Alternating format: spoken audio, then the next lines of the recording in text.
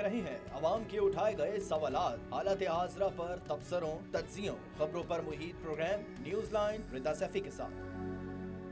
सच अपना ये दुनिया से तुम कब तक और छुपाओगे, कितने जख्म लगे हैं पहले, कितने और लगाओगे। दर्द है देखे मासूमों के और सितम क्या ढाओगे, और सितम क्या ढाओगे। का जवाब हम पत्थर से देंगे। ये सिर्फ हिंदुस्ता को मानते हैं। ये वो आखिरी जो पत्ता खेल गया है, इसके बाद अब इंशाल्लाह कश्मीर आजाद होगा। मंजिल मेरी आजादी है, बर्बाद नहीं चाहे जाती है जान भी। कितने वानी तू मारेगा, मेरे हर बेटे ने खाई कसम ईमान की, मेरे हर बेटे ने खाई कसम ईमान की। कश्मीर हूँ मैं, कश्मीर हूँ मैं, शहरत पाकिस्तान की। कश्मीर हूँ मैं, कश्मीर हूँ मैं, शहरत पाकिस्तान की। अस्सलाम वालेकुम, मैं हूँ रिदा सैफी। नाजरीन, आज से 1 साल कबल ठीक भारत ने दहशतगर्दी ऐसी की कश्मीर के अंदर जिसकी कोई मिसाल दुनिया में नहीं मिलती। वो भारत, वो दहशतगर्द भारत जिसने एक इतनी बड़ी जेल बना दी जीते जाते जागते जागते लोगों की, जिसने यूनाइटेड नेशंस की रेजोल्यूशंस की धज्जियां बिखेर दी, जिसने ह्यूमन राइट्स की धज्जियां बिखेर दी, जिसने जुल्म बर्बरियत का राज गरम कर दिया, जिसने अपनी जो बहुत ही बुज़दिलाना हथकंडे हैं उसको इस्तेमाल करते हुए उन मासूम निहत्ते लोगों पर वो खून की जो है वो बौछार की, वो खून की होली खेली कि पूरी दुनिया शर्म से उसकी आंखें झुक गई। आज 1 साल हो चुका है कर्फ्यू लगे हुए कश्मीर के अंदर, आज 1 साल हो चुका है बर्बरियत का महाज खुले हुए, आज 1 साल हो चुका है वो जुल्म की दास्तान देखते हुए जो भारत जैसे दहशतगर्द मुल्क ने इस दुनिया में रचा के रखी। और फिर कल जो पाकिस्तान ने किया 4 अगस्त को, यानी कि इस वक्त की हुकूमत को इस बात का यकीनन बरमला ये कहना ज़रूरी है कि क्रेडिट जाता है कि इस हुकूमत ने जिस तरह से मकबूजा कश्मीर को अपना जो अटूट अंग है हमारा, वो हसीन वादी, वो प्यारी वादी, वो हमारा प्यारा हिस्सा जिसके ऊपर भारत कब्जा करके बैठा हुआ है इतने सालों से, उसको अपने नक्शे में वापस दिखाकर उनको एक मरतबा फिर, जो कि कल से मैं देख रही हूँ भारतीय मीडिया पर जो उन वो एक वक्त एकदम से बुखलाए हुए, उकताए हुए, सताए हुए नज़र आ रहे हैं। वो नज़र आ रहा है कि पाकिस्तान की कितनी बड़ी जीत है, पाकिस्तान की कितनी बड़ी फ्रंट पे जो है वो कामयाबी है।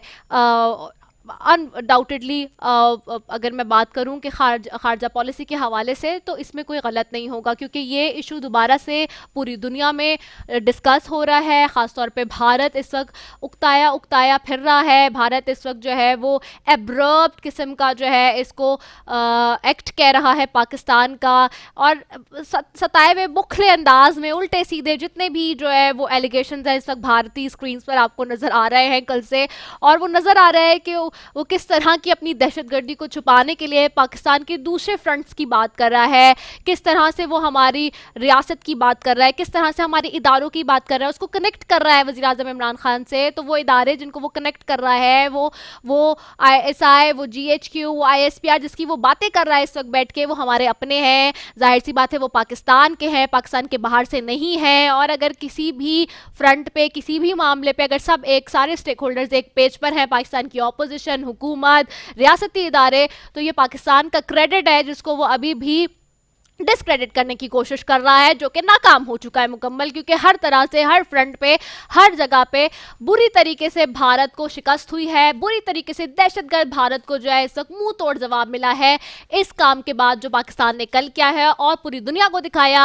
यूएन में भी दोबारा गया, चूंकि यूएन की करारदादों के खिलाफ उसने काम किया, जिस तरह से जेल बनाई हुई है, 1 साल से 365 दिन हो गए हैं आज, और जिस तरह से लोगों के ऊपर जुल्म सितम की दास्तान खोल के रखी हुई है वो हम सबके सामने, वो किसी से छुपी ढकी नहीं है। उसके लिए भारत को जिस तरह से पूरी दुनिया में दहशतगर्द कहा जा रहा है, भारत का असल चेहरा सबके सामने है। बहरहाल आज इस पर सबसे पहले बात करूंगी कि यौम इस्तेसाल के मौके पर एहतजाज के डर से जिस तरह से मोदी सरकार ने जो है वादी के ऊपर एक कर्फ्यू नाफिज किया हुआ है, इस पे बात करेंगे। दूसरी तरफ जी एक बहुत अफसोसनाक कल वाक़या हुआ है बैरूत में, और बहुत ही खौफनाक धमाका हुआ है लबनान का दारुल हुकूमत जी बैरूत, जहां पर एक लेट आवर्स में जिस तरह से कल रात के अंधेरे में पता चला जिस तरह का तबाहकारियाँ वहाँ हुई हैं और जो केमिकल वहाँ पर धमाके हुए इसके ऊपर बात करूँगी। लबनान का ये खौफनाक धमाका इतना शदीद था कि तुर्की के शहर साइप्रस तक सुना गया है जी, और वज़ीर आज़म इमरान खान ने बैरूत में धमाके और कीमती जानों के इज़ाफ़े गहरे दुख और का अफसोस भी किया है, इस पर भी आज बात करूंगी। ये दोनों चीज़ें जिसके ऊपर मैं बात करूंगी। मेरे मौजूद मेहमान मुझे ज्वाइन कर चुके हैं, शहजाद कुरैशी हैं, MP हैं पाकिस्तान तहरीक इंसाफ से, साथ ही बैठे हैं ब्रिगेडियर अला बख्श रंग साहब बैठे रिटायर्ड, उनको खुश आमदीद कहूँगी, thank you so very much. और साथ ही बैठे लियाकत अस्कारी साहब हैं, आप MP हैं पाकिस्तान पीपल्स पार्टी की नुमाइंदगी करेंगे, आपको खुश आमदीद कहूँगी। साथ ही जी हमारे साथ जो है वो सेंटर गौस होंगे नून लीग से, और साथ ही थोड़ी देर में हमें ज्वाइन करेंगी मिसाल मलिक साहिबा भी, जो कि हुर्रियत रहनुमा यासीन मलिक की अहलियाँ हैं। लेकिन इन सब की तरफ जाने से पहले एक शॉर्ट कमर्शियल ब्रेक की तरफ जा रही हूँ, वापस आ रही हूँ।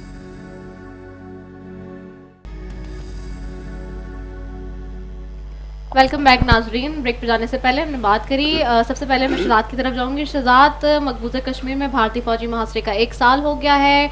दहशतगर्द भारत जिसने अपनी बर्बरियत का मुजाहरा किया हुआ है, आज आपकी हुकूमत को जाहिर सी बात है और अपोजिशन दोनों मुत्तफिक है एक मामले पर, क्रेडिट जाता है कि जिस तरह से हमने नक्शे के थ्रू आज उनको जो एक खलबली उनके मच गई है वो साफ नज़र आ रहा है कि किस तरह से जो है वो अपने ओछे हथकंडों को बचाने के लिए डिफेंड भी नहीं कर पा रहे अपने आप को। देखिए, कश्मीर का मसला ऐसा है कि इस पर कोई दो राय नहीं है, सब मिलकर एक हैं, तमाम पॉलिटिकल पार्टीज एक हैं और उस पर कोई पॉइंट स्कोरिंग होती भी नहीं है। सिर्फ कश्मीर कमेटी का थोड़ा बहुत प्रॉब्लम आता है, वो भी आपको पता है, सियासी तौर पर अगर दी जाए तो आता है, वरना अदरवाइज अगर उसको प्रॉपर तरीके से कर रहे हो। आई डोंट थिंक सो कि पीपल्स पार्टी या नून लीग या और जो दूसरी जमातें हैं उनका आपस में कोई इख्तलाफ होगा। सबसे अच्छा मैसेज जो गया है, लास्ट ईयर भी गया था, आज भी गया है, इवन ये कि आज CVU पे आपने देखा CM गवर्नर एक पेज पे एक जगह जमा हुए और यौम इस्तेसाल जो भी आज जो आप समझ लें मना रहे हैं कश्मीरी उनके साथ मिलके हम, तो एक बहुत अच्छा पैगाम गया, इंटरनेशनली भी अच्छा गया और पूरे पाकिस्तान की सतह पे भी गया। ठीक है, हम अपोजिशन करते रहेंगे, इस मुल्क के अंदर सबकी दो राय होंगी, सबका ओपिनियन होगा, सबके अपने मसले मसाइल होंगे, कोई गवर्नमेंट और अपोजिशन का जो रिश्ता है आपको पता है साउस बहू का, ये तो चलता रहेगा। लेकिन जो कश्मीर की बात है, कश्मीर की पॉलिसी और जो जुल्म बर्बरियत आपके इंडिया ने और हिंदुस्तान ने मचा के रखी हुई है और जिस तरीके से वो कत्ल व गारत की है, 5 अगस्त 2019 में उन्होंने पूरा स्टेटस ही कश्मीर का चेंज कर दिया, वरना पहले ही अक़वाम मुत्तहिदा की करारों के मुताबिक ये एक डिस्प्यूटेड लैंड, और इसका इन्होंने खुद भी एतराफ़ किया था, नेहरू ने खुद भी एतराफ़ किया था, ये खुद भागते हुए गए थे, हम यूनाइटेड नेशन नहीं गए थे, ये भागते हुए गए थे कि आप कश्मीर का मसले में हम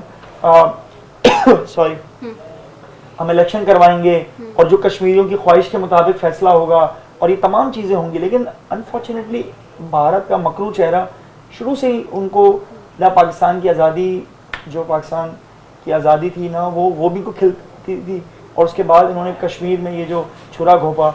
और आप ये देखें कि मुझे खुशी है कि हमारे अपने इदारे कश्मीर को पाकिस्तान का पार्ट नहीं दिखाते थे। बहुत सारे मैंने चीज़ें देखी, अब हमारे प्राइवेट इदारे ओवरऑल जो देख रहे हैं, अब अल्हम्दुलिल्लाह अब हमने ऑफिशियली, और इसका कौन बताया था कि कोई असर नहीं पड़ेगा, हम कह रहे हैं कश्मीर हमारा पार्ट है, कश्मीर बनेगा पाकिस्तान, कश्मीर बन चुका है पाकिस्तान, पाकिस्तान का हिस्सा है, वो हमारे नक्शे में है, वो उनके साथ हमारे अखलाकी समाजी हर तरह का हमारा मजहबी तौर पर उनसे रिश्ता है और वो रिश्ता और मजबूत होगा।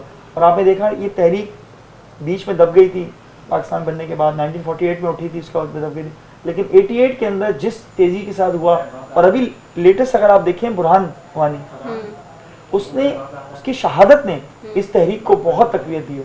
और मैं ये समझता हूँ कि ये एक अच्छा मैसेज है, सिर्फ कश्मीर ही नहीं, और भी जो कौमी इश्यूज होते हैं उसमें तमाम पार्टीज को एक पेज पे ही होना चाहिए, और ये हमारे लिए भी बेहतरी है, हमारे मुल्क के लिए भी बेहतरी है। ठीक है, मैं आपकी तरफ आऊँगी। अलाबख्श ट्रंक साहब, ब्रिगेडियर अलाबख्श ट्रंक साहब भी हमारे साथ मौजूद है। मुझे बताइएगा सर कि जिस तरह से हम देख रहे हैं कि पाकिस्तान ने नया नक्शा जो है अक़वाम मुत्तहिदा के में पेश करने की बात भी की है, वहाँ भी भिजवा दिया, और अब जो पास किया है नया स्टेटस इस तरह से उसमें बताया गया है, भारत एक मरतबा फिर जो है अपने ओछत करनों पर उतर आया है, और जिस तरह के वो इल्ज़ामात लगा रहा है और जिस तरह की दहशतगर्दी की बातें और दहशतगर्दी की सियासत वो कर रहा है, ऑलरेडी एक तो पहली बात है कि आइसोलेट हो चुका है पूरी दुनिया में, जिस तरह से हमने देखा है चार बहार का मामला हुआ, जिस तरह ईरान ने इसको निकाल दिया, चाइना ने इनकी पिटाई की, उसके बावजूद भी भारत को शायद सुकून नहीं मिल रहा है। पाकिस्तान के हाथों भी इनके लोग गिरफ्तार हुए, रंगे हाथों पकड़े भी गए, सारी चीज़ें उसके बाद भी आज भी जिसे कहते हैं ना कि हर धर्मी का मुजाहरा किए हुए है। जो ये नक्शा है, ये तो बहुत अच्छी बात है कि पाकिस्तान ने ये नक्शा जारी किया, लेकिन ये नक्शा 47 से है, जो कि हमारे सबके दिलों पे था।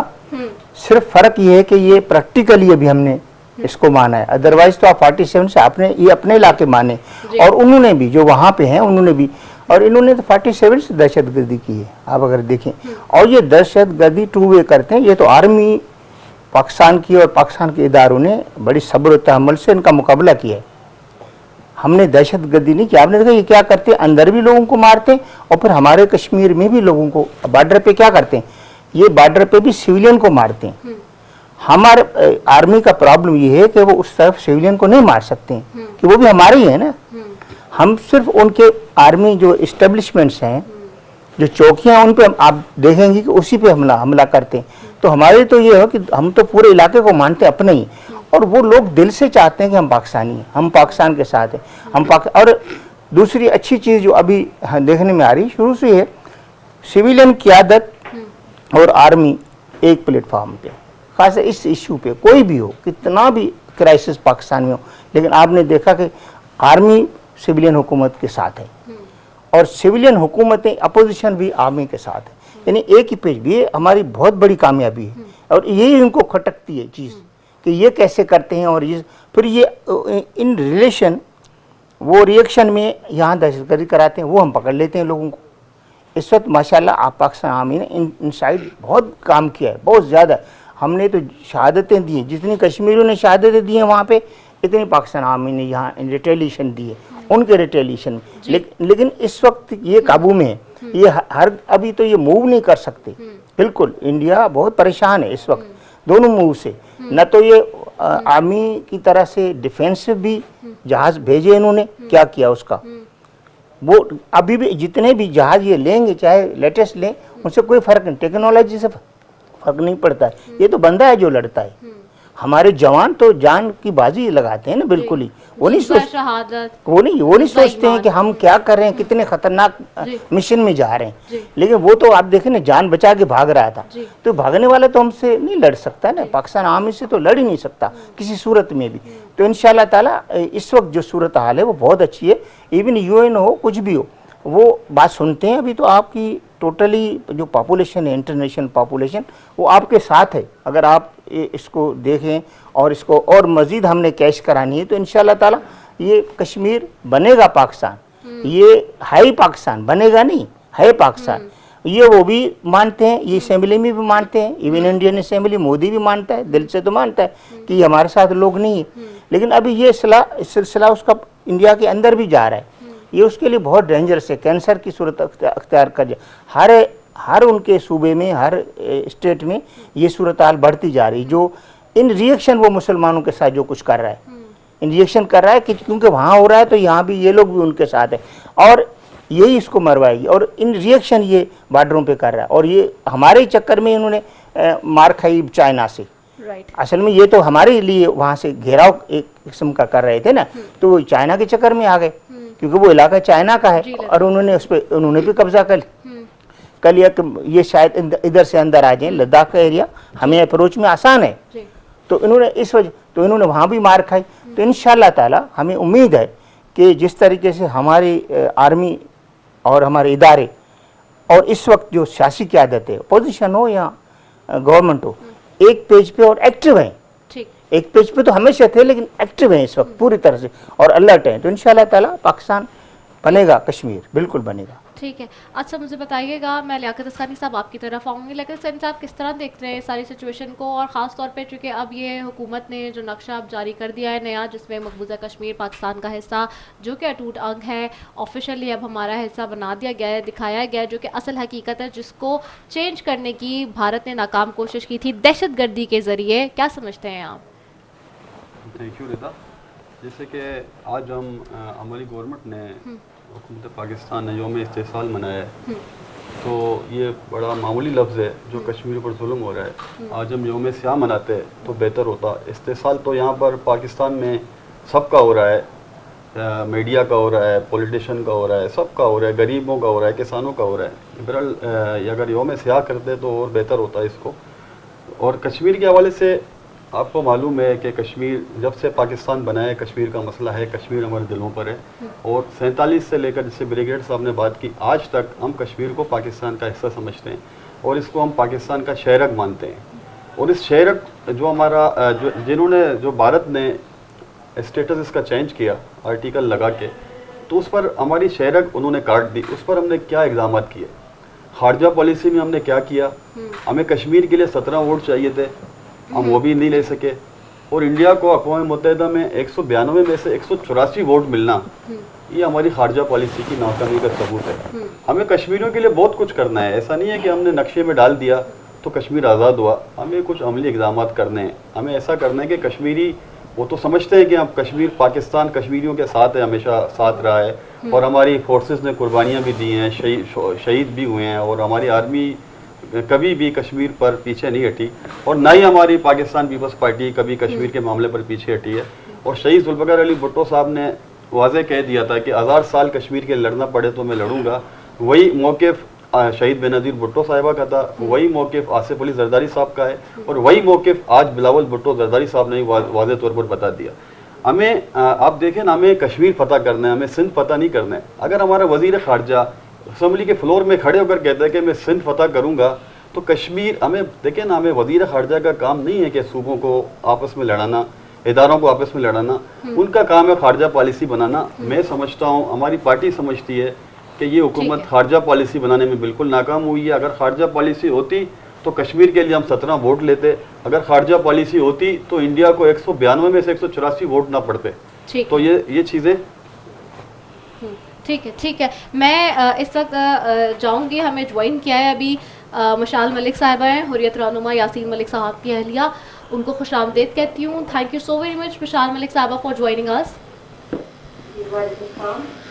बहुत शुक्रिया एक तो सबसे पहले कि आपने वक्त दिया आज, और मैं जानना चाहूँगी आज इस प्लेटफॉर्म के थ्रू डेफिनेटली हम देख रहे हैं कि किस तरह से भारत ने जो है वो बर्बरियत का और दहशतगर्दी का बाज़ार गर्म कर रखा है। 1 साल हो गया है आज पूरा, और जिस तरह की भारत ने जुल्म की दास्तान एक बयां कर रखी है 1 साल से, उसका जो मकरूह चेहरा है वो पूरी दुनिया के सामने आ चुका है। सवाल यही है कि ये जो सिचुएशन चल रही है, आप इसमें किस तरह से देखती हैं? अब जो पाकिस्तान की एक नई डेवलपमेंट ये सामने आई है, नया नक्शा जो अक़वाम मुत्तहिदा में भी भेजा जा रहा है और ऑफिशियली इसको पब्लिश किया जा रहा है, इसके बाद भी बहुत ज़्यादा वहाँ पे वो बौखलाए हुए और उकताए हुए नज़र आ रहे हैं। इस फ्रंट पे भी किस तरह से देख रही हैं?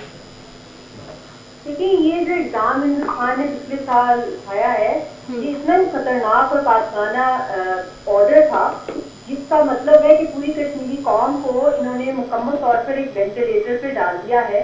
ये नाज़ी एक्ट किया है, और इसके अंदर जो न्यूज़ के चैम्बर थे उसी तरह यहाँ पे कर्फ्यू चैम्बर बना दिए हैं। कश्मीरियों की नस्ल खुशी का बाकायदा ऐलान कर दिया है इन्होंने, और इन्होंने यही फैसला किया है इन्होंने कि ये हर लिहाज पहले तो हिंदुस्तान के आर्मी अब उस आर्मी के साथ साथ इन्होंने अपनी आवाम को वहाँ से दूर किया है कि वो जाके कश्मीरियों के घरों पे कब्जा करें, उनके सारे जो मलकियत के राइट्स हैं वो छीन लें, और उसके साथ साथ वो वहाँ पे वोटर राइट्स भी मिल जाए, रेजिडेंसी सर्टिफिकेट मिल जाए, कश्मीरियों के जॉब कोटा सारे वो ले लें, एजुकेशनल राइट्स उनको मिल जाए, बैंकिंग सिस्टम पूरा इन्होंने कंट्रोल में ले लिया है। कश्मीरियों की कभी भी उनकी जो बिलोंगिंग या इन्वेस्टमेंट या सेविंग्स है वो सारी की सारी चीज कर सकता है हिंदुस्तान।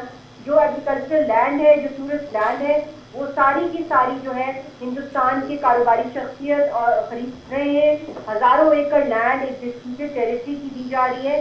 तो पहले हिंदुस्तान की आर्मी की दहशत गर्दी थी, अब इनकी आवाम को हिंदुस्तान की सरकार ने इस एब्रोगेशन के बाद एक खुला लाइसेंस दे दिया है कि जाओ और मुकम्मल तौर पे गुंडागर्दी करो, प्लंडरिंग करो और कश्मीरियों की हर तरीके से नस्लकुशी करो और यहाँ पे एक मिनी इंडिया बना दो। अच्छा मिसाल बताइएगा, ये कितना ट्रिगर कर रहा है अब और कितना ज़्यादा ये पेनफुल और पैनिक अटैक है भारत के लिए, क्योंकि जाहिर सी बात है भारत की जो दहशतगर्दी है, जो उसका असल चेहरा है, अब जो पाकिस्तान ने नक्शा कल ऑफिशियली ये पब्लिश किया है, इसके बाद उनको जाहिर सी बात है बड़ा प्रॉब्लम हो रहा है इसके बाद। और जिस तरह से मैं देख रही हूँ भारतीय मीडिया जो है वो इस वक्त पागल हुआ है, चीखें मार रहा है, क्योंकि उनका मकरू चेहरा, असल चेहरा पूरी दुनिया के सामने आएगा। पूरी दुनिया इस बात को समझ रही है कि कितने बड़े टेररिस्ट वो खुद हैं।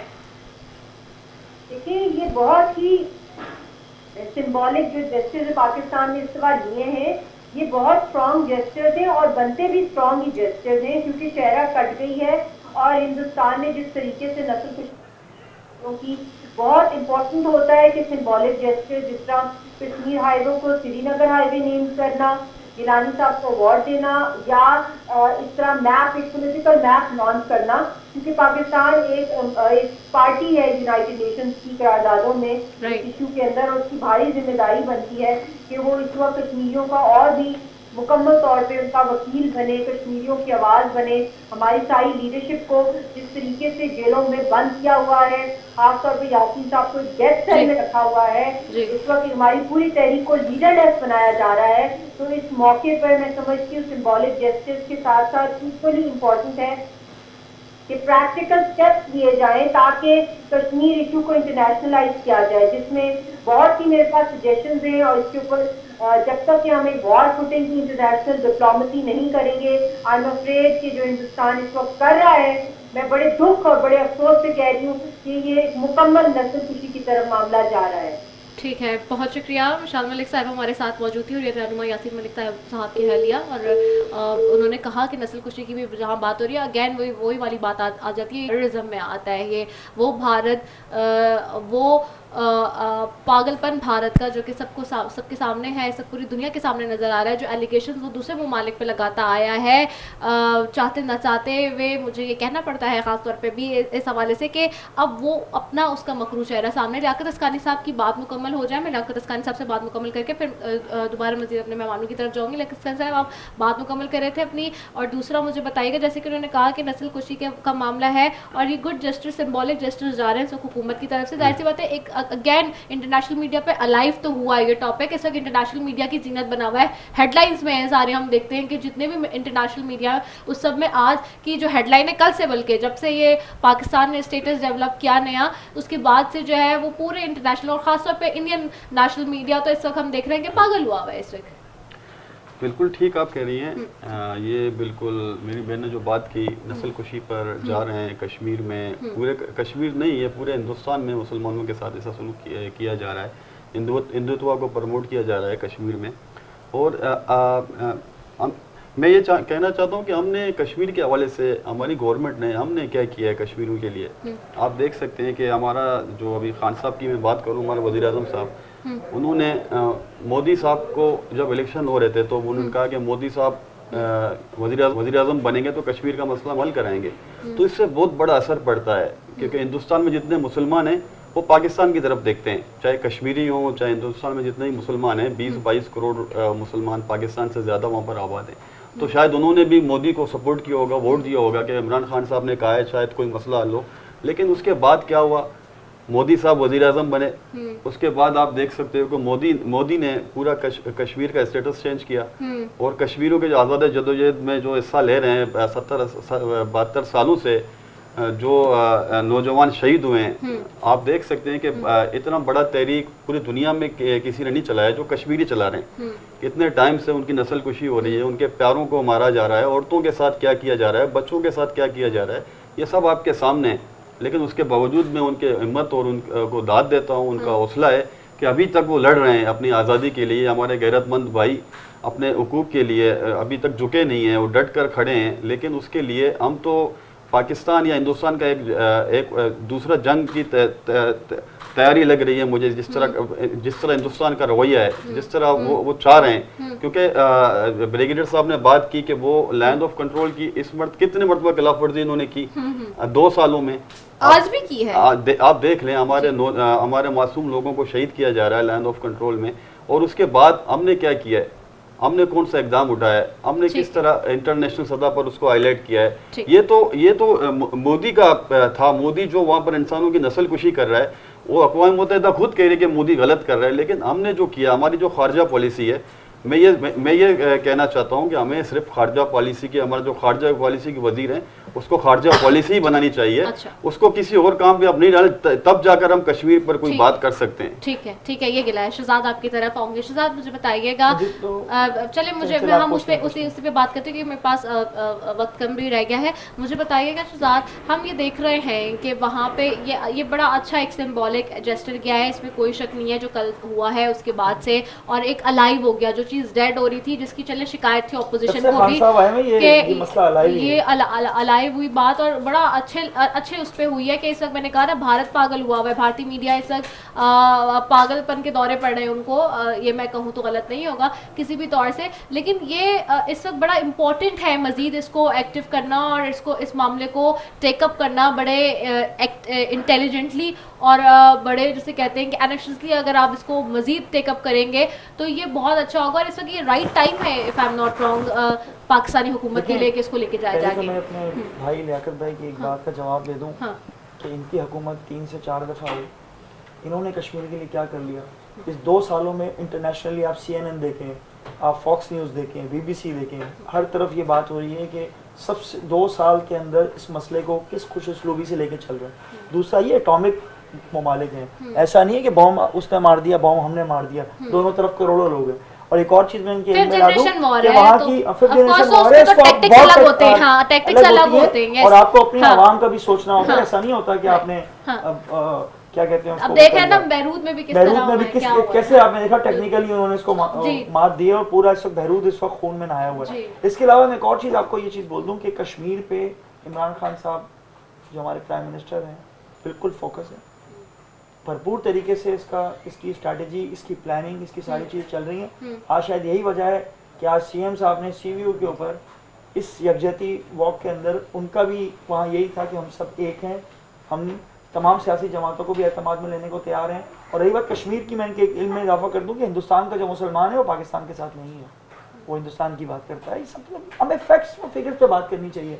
इसी तरह जो कश्मीर है वो धोखे से उन्होंने लिया था, धोखे से इस पे कब्जा किया। और आज भी जो 5 अगस्त 2019 के अंदर जो इन्होंने इसका जो स्टेटस ख़त्म किया है वो भी इसी वजह से इन्होंने ख़त्म किया। इनको पता है कि कश्मीरी इनके साथ रहना नहीं चाहते। और मैं आपसे यहाँ भी कह दूँ कि इनका वाहिद हल यही है कि यूनाइटेड नेशन मुदाखलत करे और वो वहाँ पर क्या कहना राय शुमारी कराए और फिर जो कश्मीरियों का फैसला हो, जो कि हमें पता है कि वो हमारे साथ ही हैं, उनके दिल हमारे साथ हैं, हर लिहाज से वो हमारे साथ हैं, तो इंशाल्लाह हमारे साथ। ठीक है, मैं बस लास्टली ब्रिगेडियर अला बख्श साहब की तरफ जाऊंगी। सर मुझे बताइएगा 5th वॉर जनरेशन की जैसे कि हम बात कर रहे हैं, हमने देखा कि इस हवाले से जो ISPR ने सॉन्ग भी रिलीज़ किया, कुछ नाकदीन ने सोशल मीडिया पे इस पर भी तनकीद की, लेकिन शायद लोगों को ये बात समझ में नहीं आ रही कि जाहिर सी बात है, जैसे कि शहजाद ने बात की कि एटॉमिक न्यूक्लियर पावर्स हैं, तो इस तरह से नहीं हो सकता कि दोनों बैठ के जंग की तरफ चल जाए। जंग के कॉन्सिक्वेंसेस बहुत ही ख़राब आते हैं, वो हम देख रहे हैं जहाँ जहाँ जंग इस वक्त चल रही है पूरी दुनिया में। कैसे समझते हैं लोगों को, कैसे समझाएंगे इस बात को भी, और क्या आप देख रहे हैं कि ये जो अब हमने डेवलपमेंट हुई है जिस पे सब मुतफिक है, चाहे इदारे हैं, चाहे वफाक है, वफाकी या सूबाई हुकूमतें हैं, आपको लग रहा है it is a painful act for Indian government and Indians as well? India तो इस मामले में ऑलरेडी इन पेन है और आपने देखा कि पिछले 2-3 साल से वो एक प्रो वार हमारे साथ कर रहे हैं। ये तो आपने देख लिया कि कभी वो कह रहे हमने सरप्राइज आपको अटैक किए, कभी वो कह रहे हमने ये आपकी झूठ का मतलब ये सिलसिला उन्होंने जारी रखा है। इसी में वो बुशी करना चाहते थे कि हम इसी में चुप हो जाएं या खामोश हो जाएं, या जो हम कोई अपना बॉर्डर को सिक्योर न करें।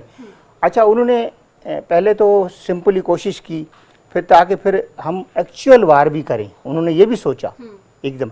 लेकिन फोर्सेस ने उनको हरगिज़ इजाज़त नहीं, अगर उन्होंने हमारे एक पोस्ट पे हमला किया तो उन्होंने 2 पे किया, अगर उन्होंने 4 मारे तो इन्होंने 10, फिर उन्होंने ये एयरफोर्स वाला चक्कर चलाया। अच्छा, तीसरा नेवी का भी कर चुके हैं वो, नेवी पे भी वो काफ़ी अटैक्स इन कर रहे हैं, लेकिन वहाँ से भी अभी जब से यहाँ से पूरा उन्होंने देखा पीछे से वार करना तो कुछ उनकी नहीं हो पुरानी सकता, फिर ये कहानी 370 वो लाए। Right. ये 370 उनकी मजबूरी थी, जो हमारी आर्मी ने उनको सिखा दिया कि नहीं ये नहीं हो सकता, ये हो ही नहीं सकता, ये भूल जाओ, हम तो कर सकते हैं।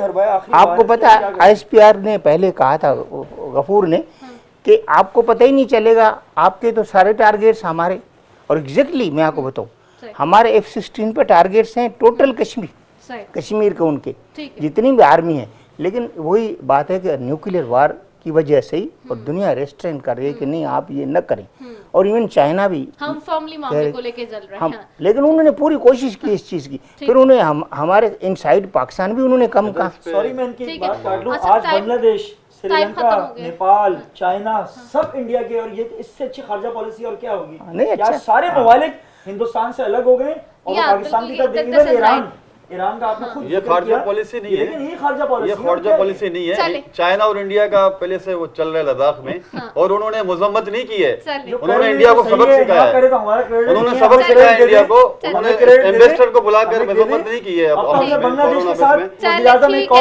चाइना को आप ला रहे हो, बहरहाल मैं ये गारंटी देता हूँ कि आप महफूज हैं और कश्मीरी भी महफूज है इंशाल्लाह। कश्मीरी भी इंशाल्लाह महफूज है और हमारा हिस्सा है, और उसको किसी भी तरह भारत जो अपनी गाज़वाना नहीं, नॉट एट ऑल, भारत ले नहीं सकता, कभी भी भारत उसको नहीं ले सकता है। ये बिल्कुल ठीक है, ये आपने ब्रिगेडियर लबख्श साहब बात। Thank you so very much, आप तीनों मौजूद मेहमानों का बेहद शुक्रिया। इसी के साथ अपनी मेज़बान सफ़ी को दे इजाज़त। पाकिस्तान जिंदाबाद।